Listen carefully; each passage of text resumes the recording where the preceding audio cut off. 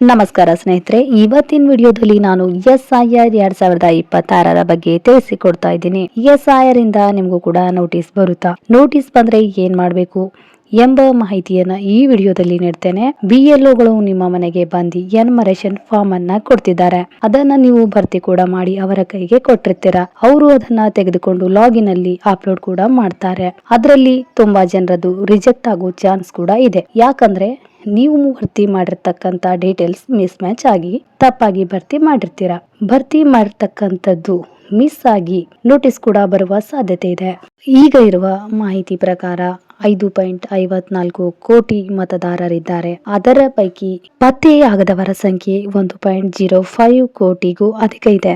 ಶಾಶ್ವತವಾಗಿ ಸ್ಥಳಾಂತರ ಆಗಿರುವವರು ಅಂದ್ರೆ ಶಾಶ್ವತವಾಗಿ ಊರನ್ನ ಬಿಟ್ಟು ಬೇರೆ ಕಡೆ ಕೆಲಸ ಆಗ್ಲಿ, ಎಜುಕೇಶನ್ ಆಗ್ಲಿ ಸ್ಥಳಾಂತರ ಆದವರ ಸಂಖ್ಯೆ 63 ಲಕ್ಷದಷ್ಟು ಶಾಶ್ವತವಾಗಿ ಸ್ಥಳಾಂತರವಾಗಿದ್ದಾರೆ. ಹಾಗೆ ಪತ್ತೆನೇ ಆಗದೆ ಇರುವವರು ಅಂದ್ರೆ ನಮ್ಮ ಲೆಕ್ಕಕ್ಕೆ ಪತ್ತೆನೇ ಆಗದೆ ಇರುವವರ ಸಂಖ್ಯೆ 15 ಲಕ್ಷ ಇದ್ದಾರೆ. ಹಾಗೆ ಈ ಗಣತಿಗೆ ನಿರಾಕರಿಸಿದವರು ಅಂದ್ರೆ ಬೇಡ ಅಂತ ಹೇಳಿದವರು 4 ಲಕ್ಷದಷ್ಟು ಇದ್ದಾರೆ. ಹಾಗೆ ಒಂದಕ್ಕಿಂತ ಹೆಚ್ಚು ಮತದಾನದ ಹಕ್ಕನ್ನು ಹೊಂದಿರುವವರು ಅಂದ್ರೆ 2 ಕಡೆ ವೋಟರ್ ID ಕಾರ್ಡ್ ಅನ್ನ ಹೊಂದಿರುವವರು ಇಷ್ಟು ದಿನ 2 ಕಡೆ ಮತದಾನ ಮಾಡಿದವರ ಸಂಖ್ಯೆ 6.56 ಲಕ್ಷ ಜನ ಇದ್ದಾರೆ. ಹಾಗೆ 16 ಲಕ್ಷದಷ್ಟು ಜನರು ಆಲ್ರೆಡಿ ಮೃತಪಟ್ಟಿದ್ದಾರೆ. ಅವರದು ಈ ಮತದಾರರ ಪಟ್ಟಿಯಲ್ಲಿ ಡಿಲೀಟ್ ಆಗಿಲ್ಲ ಅಂತವರು 1,05,00,000 ಮತದಾರರು ಕರ್ನಾಟಕದ ಮತದಾರರ ಪಟ್ಟಿಯಿಂದ ಡಿಲೀಟ್ ಆಗೋ ಸಾಧ್ಯತೆ ಇದೆ.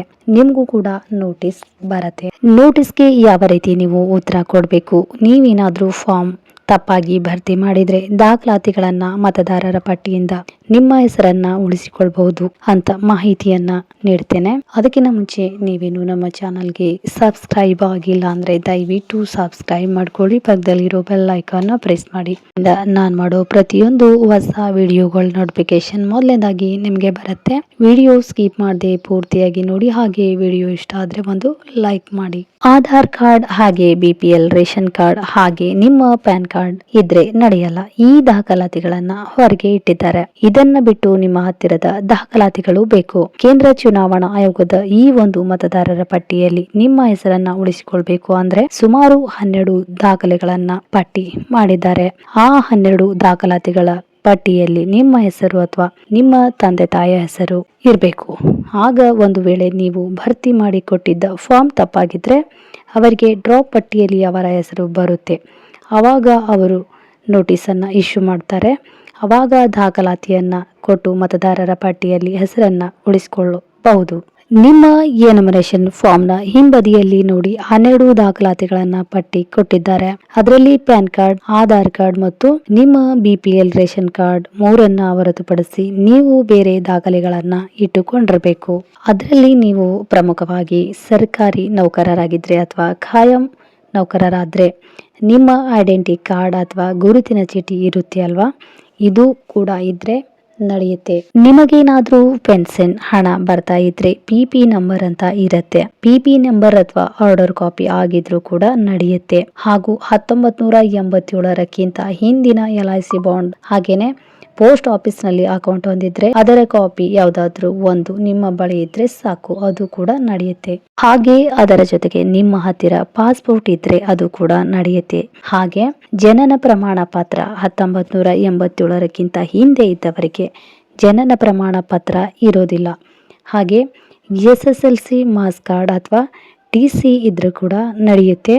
ಹಾಗೆ ಕಂದಾಯ ಇಲಾಖೆಯಿಂದ ಕೊಡ್ತಕ್ಕಂಥ ಕಾಯಂ ನಿವಾಸಿ ಪ್ರಮಾಣ ಪತ್ರ ಕೂಡ ನಡೆಯುತ್ತೆ.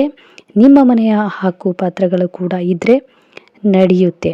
ಈ ಒಂದು ಎನ್ಯುಮರೇಷನ್ ಫಾರ್ಮ್ನ ನೋಟಿಸ್ ಬಂದರೆ ಉತ್ತರ ಕೊಡಲಿಕ್ಕೆ ಈ 12 ದಾಖಲಾತಿಗಳು ಅವಶ್ಯಕವಾಗಿದೆ. ಹಾಗೆ ನಿಮ್ಮ SC ST ಕಾಸ್ಟ್ ಆಗಿದ್ರೆ ಕ್ಯಾಸ್ಟ್ ಸರ್ಟಿಫಿಕೇಟ್ ಕೂಡ ನಡೆಯುತ್ತೆ. ಹಾಗೆ ಭೂಮಿ ಸರ್ಕಾರಿಯಿಂದ ಏನಾದ್ರೂ ಮಂಜೂರಾತಿ ಆಗಿದ್ರೆ ಮಂಜೂರಾತಿ ಪತ್ರ ಕೂಡ ನಿಮ್ಮ ಹತ್ರ ಇದ್ರೆ ನಡೆಯುತ್ತೆ. ಇಷ್ಟೆಲ್ಲ ದಾಖಲಾತಿಗಳಲ್ಲಿ ಯಾವುದಾದ್ರೂ ಒಂದು ನಮ್ಮ ಹೆಸರು, ನಿಮ್ಮ ತಂದೆ ತಾಯಿ ಹೆಸರಿದ್ರೆ ನಿಮ್ಮ ಮತದಾರರ ಪಟ್ಟಿಯಲ್ಲಿ ನಿಮ್ಮ ಹೆಸರನ್ನ ಉಳಿಸಿಕೊಳ್ಬಹುದು. ಸ್ನೇಹಿತರೆ, ಈ ರೀತಿಯಾಗಿ ಎನ್ಯುಮರೇಷನ್ ಫಾರ್ಮ್ನ ಬಗ್ಗೆ ಮಾಹಿತಿಯನ್ನ ನೀಡಿದ್ದೇನೆ.